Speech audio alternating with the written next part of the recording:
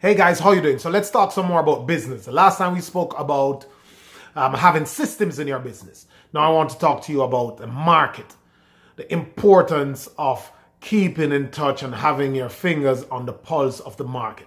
First to begin, it doesn't matter what size your company is, no one is bigger than the market. And the customers make the market. You have to realize that. So if you're a small mom and pop, if you are just selling one item per day, if you have this online business or you have a brick and mortar or you just selling out of the back of your car or just go on the phone or just bringing something just out of nowhere and just selling to someone, you have to respect your customers because no one is bigger than the market. You know, Yahoo got an offer a couple years ago for $19 billion for the company. You know how much it was sold a few years back for? $4 billion. So it dropped from 19 to 4 because the market changed and they weren't responsive enough. Yahoo, with all that resources and all that image and all that stuff. So many huge companies have disappeared. Kodak had somewhere in the region of $500 million in value. It's disappeared.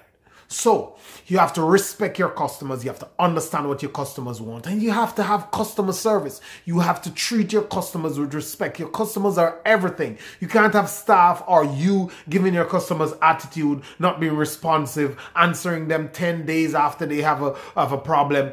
And many big companies get into that. Now, your small company, your small business, you're trying to do something, you have to be on the cutting edge of customer service. You know, I went into this restaurant and they had this guy at the front of the restaurant and he was serving. I don't know what he is, but he's just serving me. But first, he never made eye contact with me. He just threw my food on the counter and he grabbed the money from me. I was like, who are these people?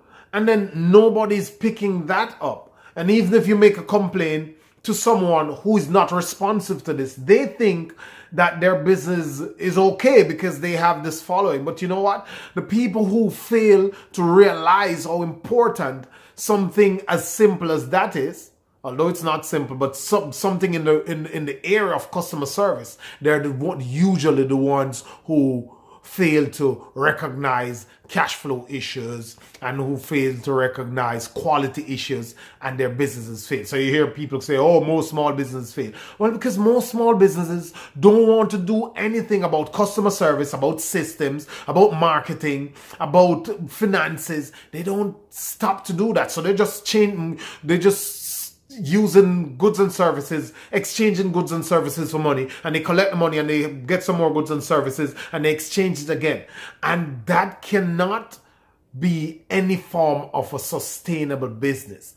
Business has to be formal, it has to have systems, it has to have processes that you follow, that are duplicatable, that you do every day, that are in keeping with good practices and good principles of business, not just of the women fancy of somebody coming to open the store at 9, someone tomorrow morning it's at 9:03, the other day it's at 9:13, the other day it's at 9:51. No, it must have systems and you must respect your customers. Because I tell you what, there are 3 ways you can grow your revenue, like upfront ways.